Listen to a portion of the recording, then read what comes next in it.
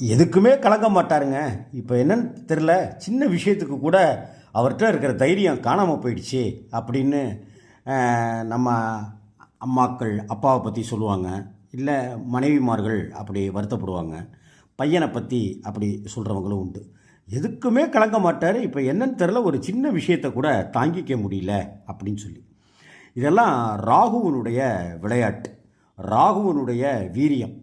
ராகு பகவானுக்கு ராகு காலத்தில் ஒரு பாலபிஷேகம் எப்போயா இருந்தாலும் சரி, எந்த கிழமையாக இருந்தாலும் சரி, ராகு பகவானுக்கு பாலபிஷேகம் எப்போயாவது உங்களுக்கு முடியுதோ அப்போ அதை செஞ்சுட்டு வந்தாலே நமக்கு பழையபடி ராகு நமக்கு நல்லதை கொடுக்க ஆரம்பிச்சிருவார், மனோ தைரியத்தை வழங்க ஆரம்பிச்சிருவார், ஒரு குழப்பமற்ற மனநிலையை தந்துடுவார். ராகு பகவானுக்கு பாலபிஷேகம் செய்வோம். நாம் பழைய துணிச்சலோடு நாம் களமிறங்குவோம். வெற்றி பெறுவோம்.